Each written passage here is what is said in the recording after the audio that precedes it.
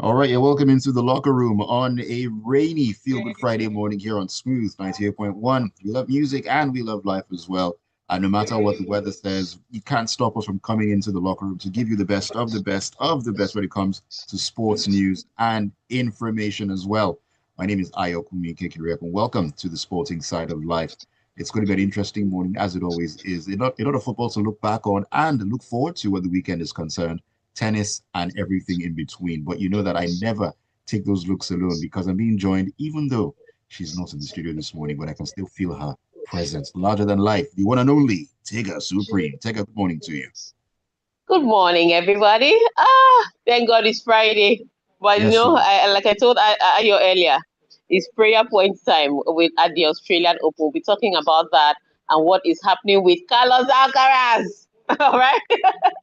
So we'll touch on that. It's Carlos Alcaraz versus Sasha Zverev in semi-final one, and we'll talk about that as we go on. We'll also touch on CAF's sanctions, if we can even call it that, have come in. So we are going to talk about it.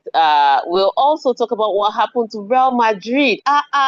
Were there placeholders in automatic qualification? What shall it profit you to sit at the top so early and finish up in a hustle later on? In this life, you have to pray against certain things, okay? So Mm. we'll talk about that. Today is Friday, so when you go to pray, remember to pray about that. We'll talk about it. We'll also talk about the big matches coming up this weekend. Man City taking on Tottenham. Yes, it's big because it's two ego tripping clubs, all right, regardless of their form. So we'll talk about them. We'll also talk about what's happening to Napoli, all right, because they come out of the Champions League to face a Fiorentina side, and they're now 9 points behind leaders Inter Milan. Can they catch up? Can they keep up now that they have nothing to lose? We'll talk about all of that and more coming up inside the locker room. But before we do any talking, Ayokunmi, tell us, how can we be a part of the locker room this morning?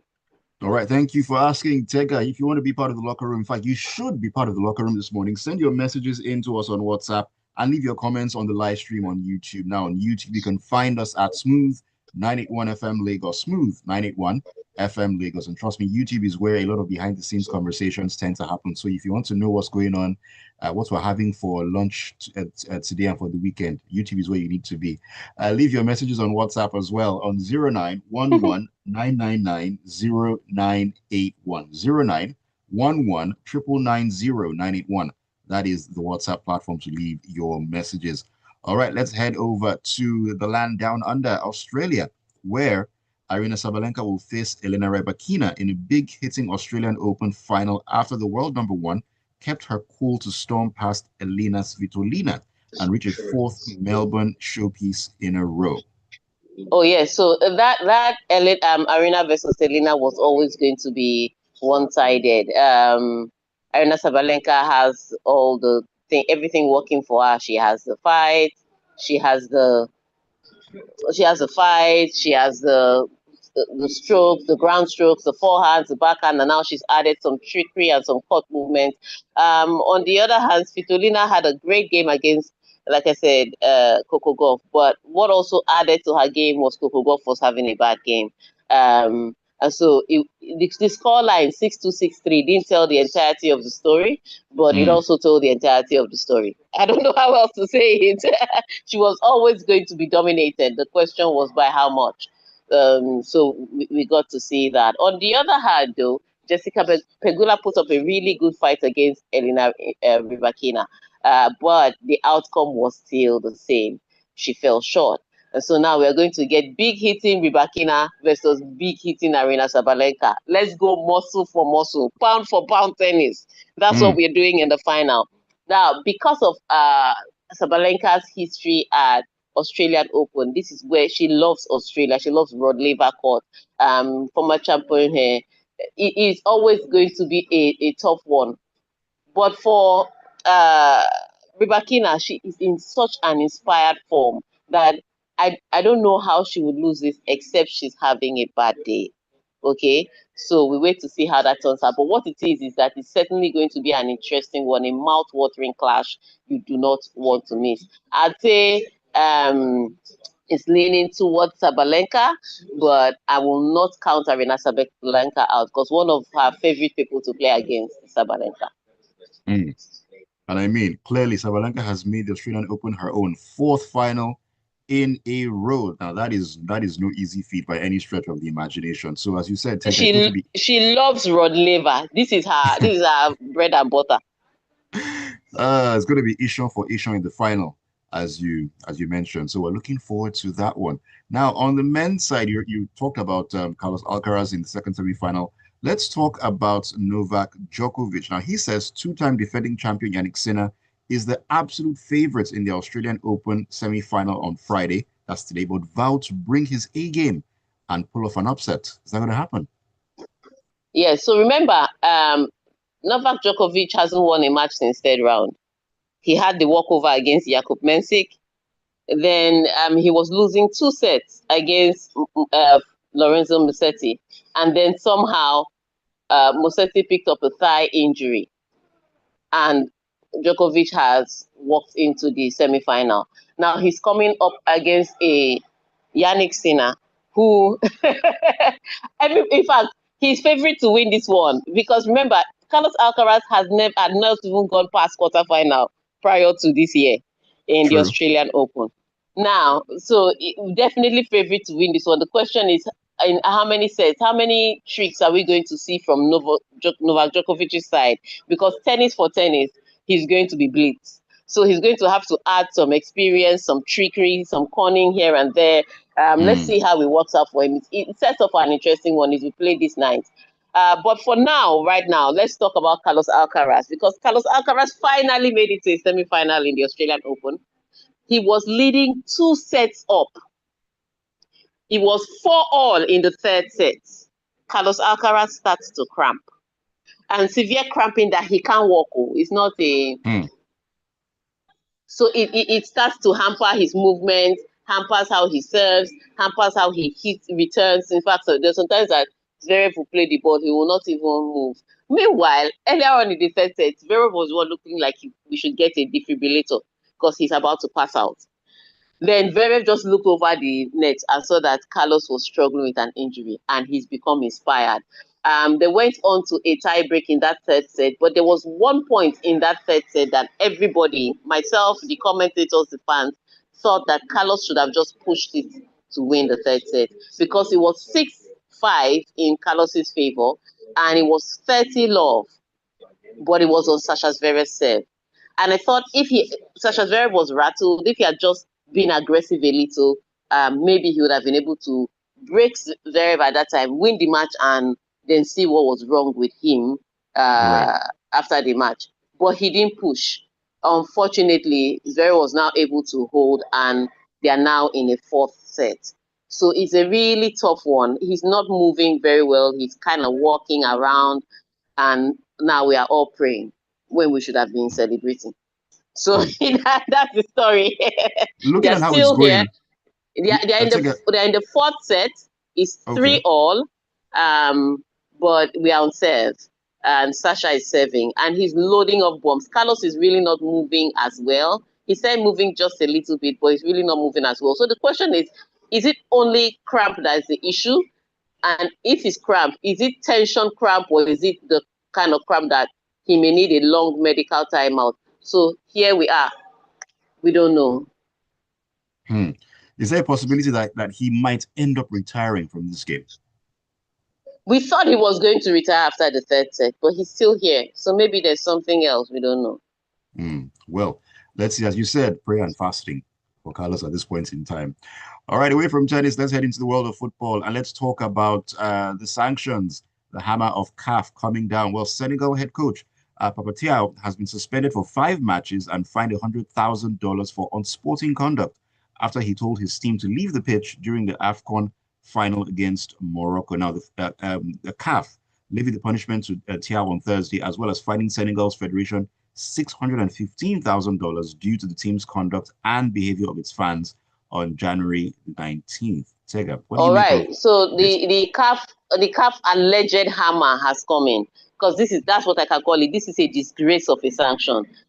The coach that I thought should be banned for years, is now getting only a 5-match ban and is paying $100,000 for walking out on the pitch. Just so you know, walking out during the match on the pitch is the gravest form of indiscipline. Highest form of indiscipline.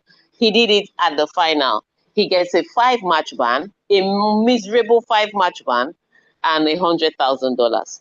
Okay, so that's one. There are also 2 players in Senegal that have been suspended.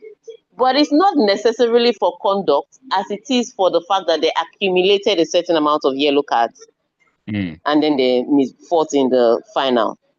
So it was the accumulation of cards, not the walking out, and then the scuffle in the final.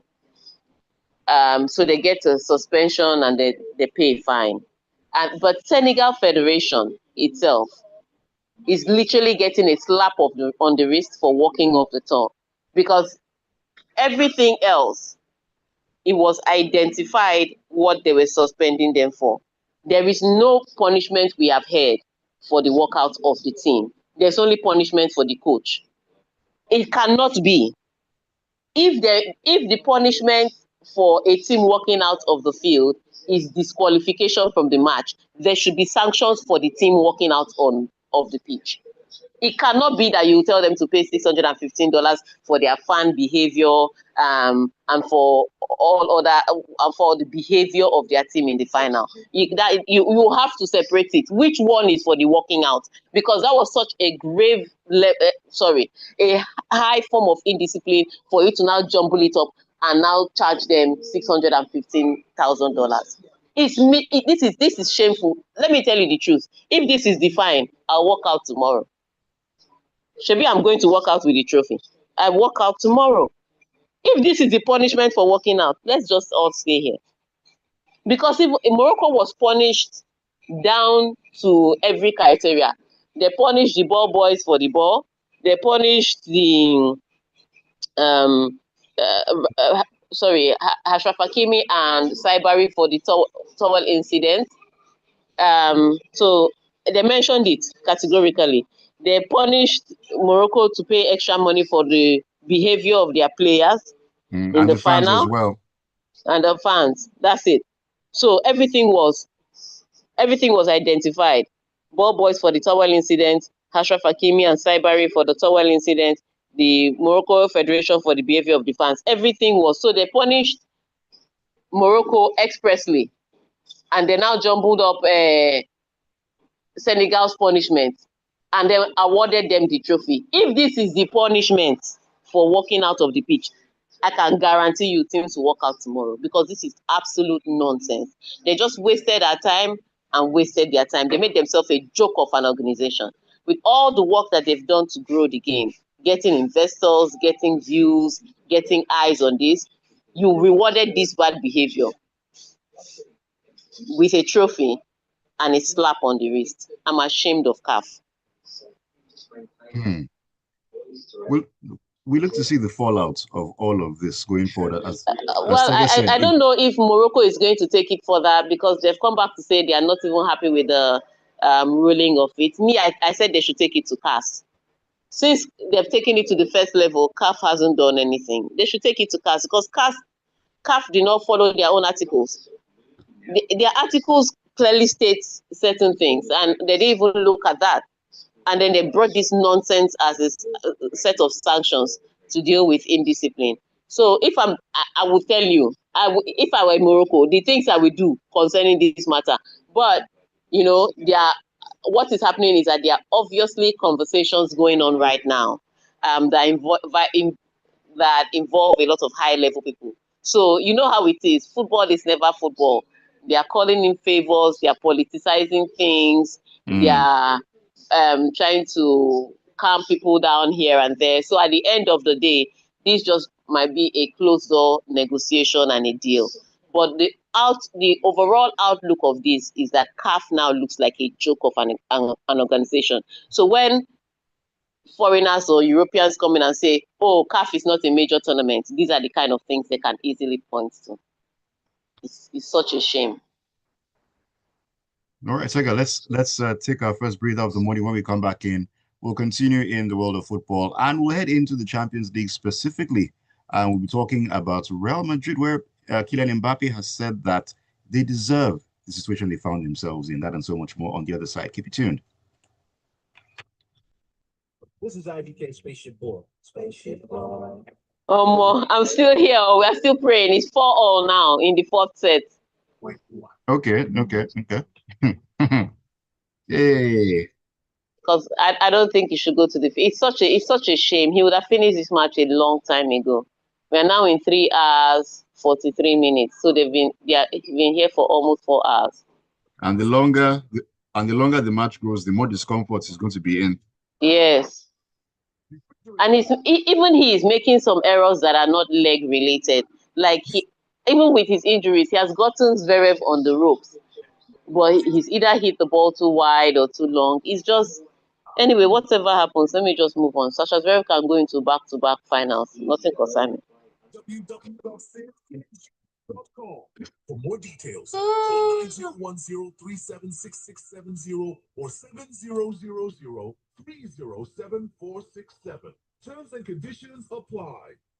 Sims Digital Centers for the right combination of quality and price. You're listening to Rest.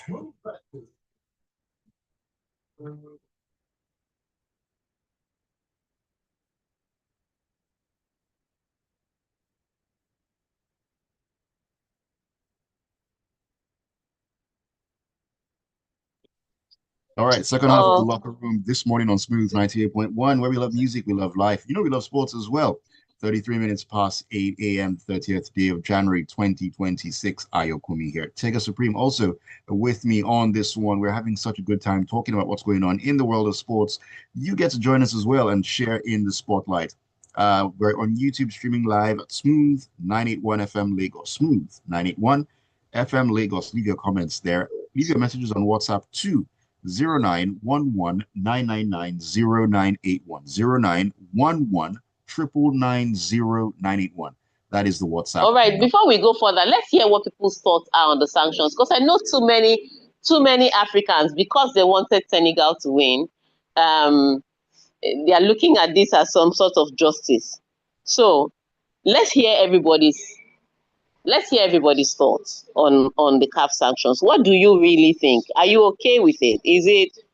Does it make sense to you? All right. Ayokunmi has given you the numbers, and you can also send them on YouTube, your messages on YouTube. But let's hear your thoughts. What do you think about the CAF sanctions? All right. We definitely want to get those specific thoughts in, among other things we're talking about this morning. All right. So let's jump into the Champions League right now. And Real Madrid forward Kylian Mbappe admitted that his team were not consistent enough for a top 8 spot as his side slipped into the Champions League playoff round on Wednesday. Wow. So this is the huge issue now. Okay, so first of all, updates coming in on Carlos Alcaraz. It's not just cramps. I think he's strained his right thigh. So that's updates on information that they're showing us. But continuing in the Real Madrid situation, this is a tough one. So remember on Wednesday, I was saying, it's so certain.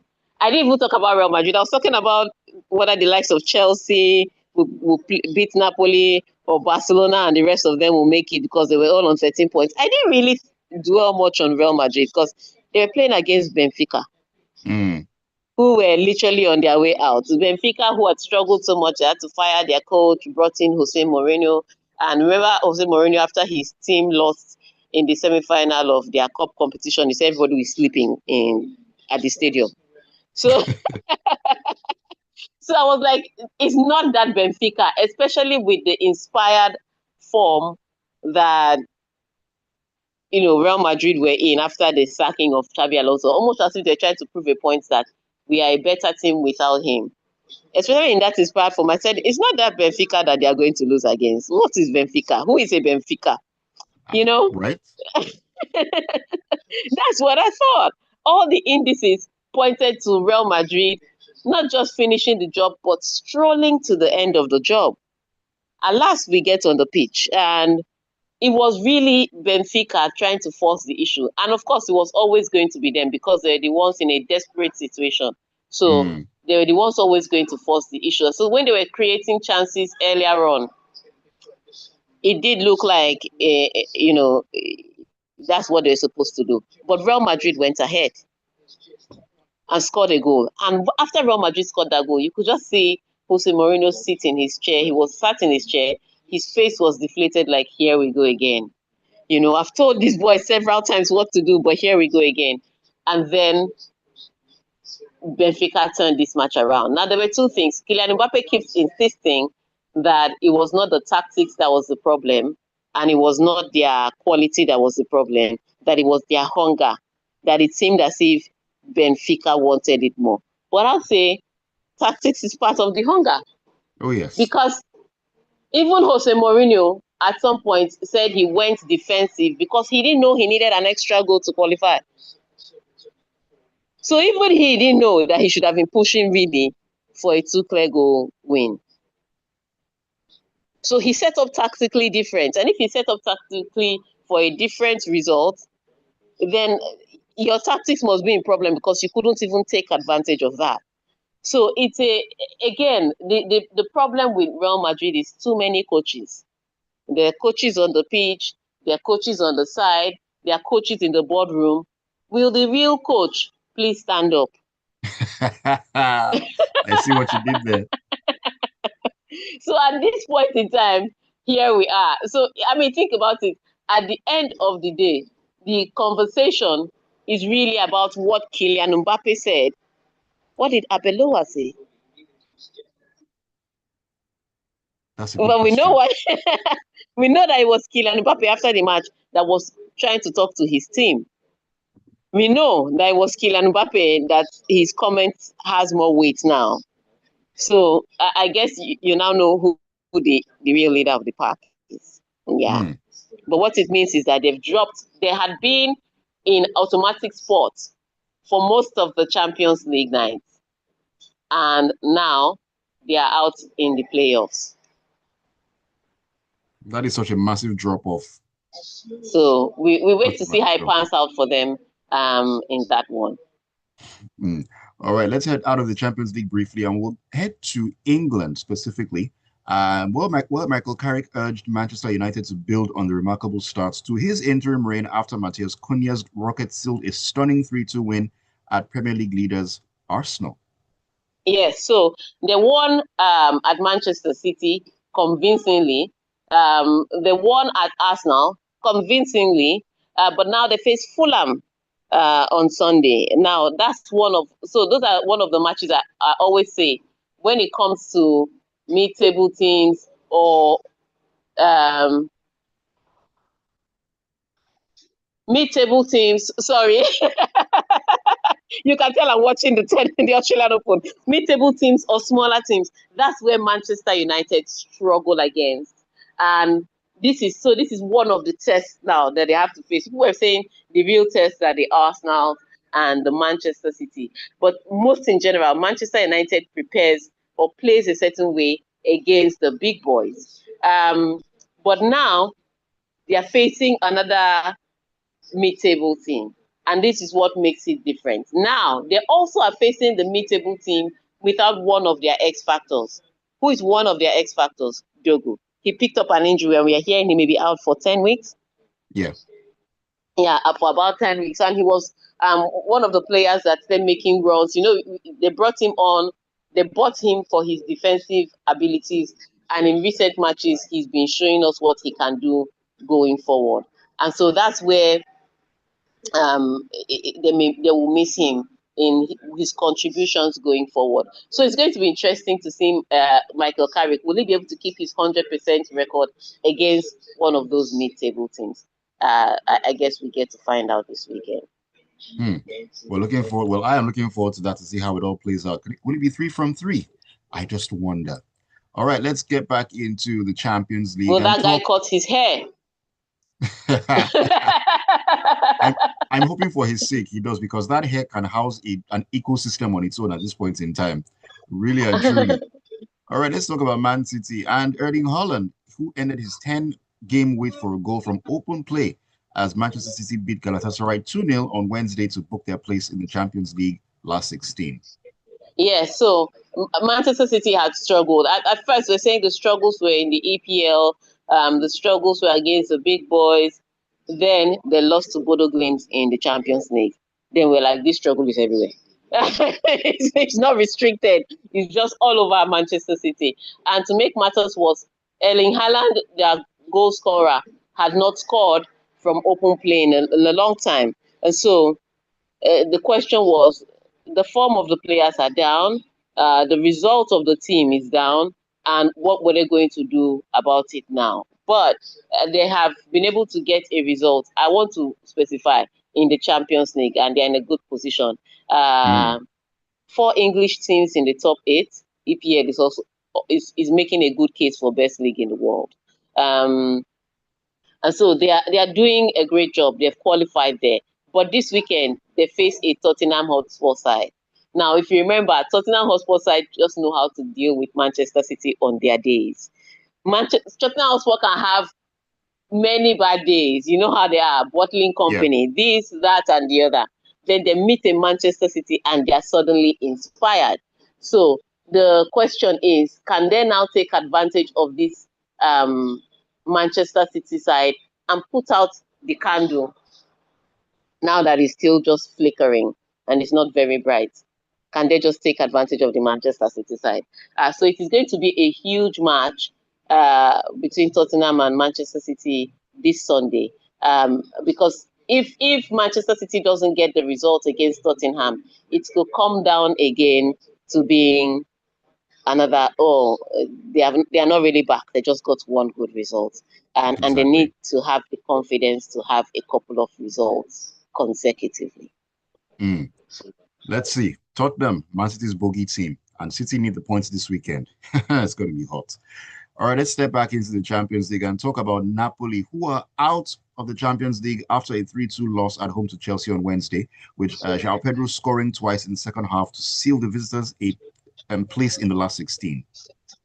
Yes, it was always going to be a tough one for Napoli. They have played really horrendously in the Champions League, um, and so we now come down. It now came down to this. Chelsea wanted to qualify automatically. They didn't want that extra playoff game.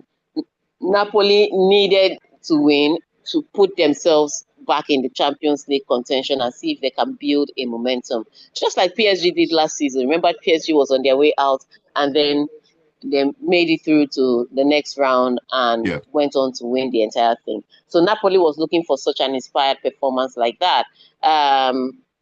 They get into the match, unfortunately, give away a penalty, and Chelsea takes it. But it was what Chelsea did after that was more inspiring than what they did to go ahead. Because Napoli came back and Napoli pressed. And Napoli looked like they were actually going to get more goals and make it 3-1. And I thought really that was the moment that the minute they got the second goal, what they should have tried to do was kill the match off, make it 3-1 and give themselves breathing room. Unfortunately, they didn't do that. Chelsea came back, made it 2-all, and then, in fact, let me give you an idea. The minute when Napoli went ahead, they moved as high up as 14th. just imagine.